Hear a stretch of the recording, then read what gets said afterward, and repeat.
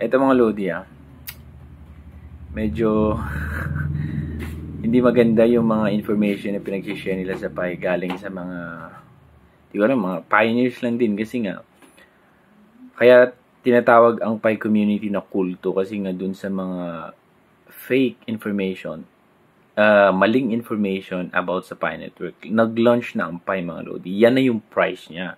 May mga nagsabi, hindi yan yung price ng Pi, antayin nyo, yung mga exchange na yan, beware daw kasi hindi na daw maibabalik. Maibabalik pa rin, okay? Kung gusto nyo i-send, okay, from OKX or Bitget papunta dun sa wallet nyo, nasa maintenance pa ngayon. Siyempre, kailangan ng maintenance ang wallet kasi nga, nag-live na eh. Kaya sabi, magre-resume. Basahin nyo kasi yung nilagay nila dun. Okay? So, estimated time na babalik is sa 24. So, merong time pa na iayos yung wallet para, syempre, kung gusto yung ibalik, yung mga Pi nyo sa wallet nyo, pwede. Nasa maintenance. At saka, ang ginagawa kasi ng mga ibang pioneers, lala, hindi nyo may transfer. Ano ba yan? Diba?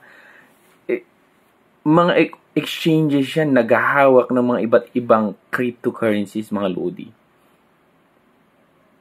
Tapos, mga maintenance lang. Basahin nyo kasi, naka-maintenance siya. Maintenance until, estimated time until 24 ng buwan na to. So, ibig sabihin, may maintenance, ayusin para mas secure yung wallet. Kumbaga, kung itatransfer mo ulit, tapos ibalik mo sa OKX, mga ganun bagay, okay? Ang Pi Network, ang Pi Community, maayos sana. Pero dito nalawakan ng kung ano-ano. Kaya tayo tuloy, sama-sama tayong sinasabihang kulto na. Dahil dito, okay?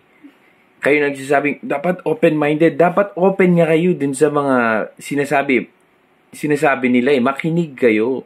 Dapat alamin nyo din kung paano ba talaga. Magandang Pi Network eh. Pero yung mga maling information na ibibigay sa mga pioneers, nababasa ng iba, tuloy, nagbumukha daw tayong tanga na. Okay?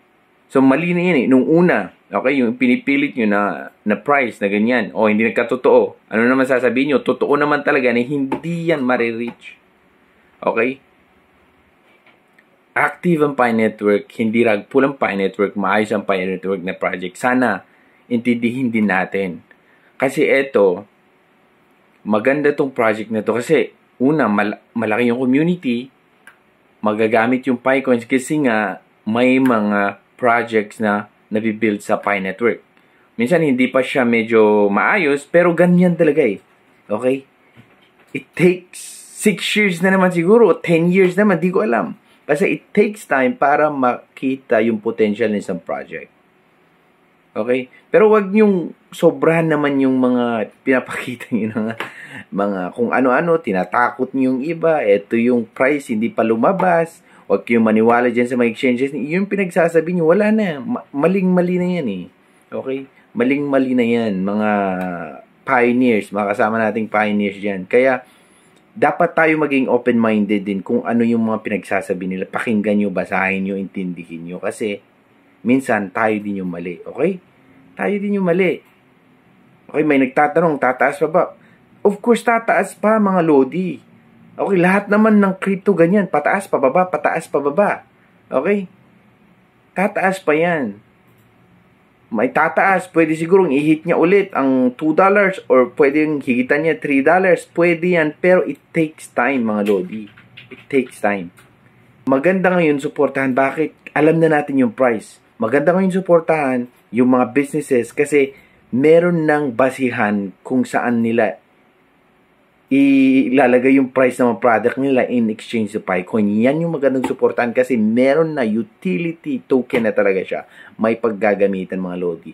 Noon pa lang in closed mainnet, ginagamit na. Di lang natin alam ang price. May mga iba't ibang sinusunod yung price. May mga iba, sumobra sa price. May mga iba, sakto lang, mga ganun. Okay? Pero ngayon, alam na natin. Okay? Gets natin. So, yan. Magandang suportahan yan kasi nga, ang dami ding mga projects na kung saan gustong mag-build, ang dami ding mga businesses na kung saan mag-join, mag-support.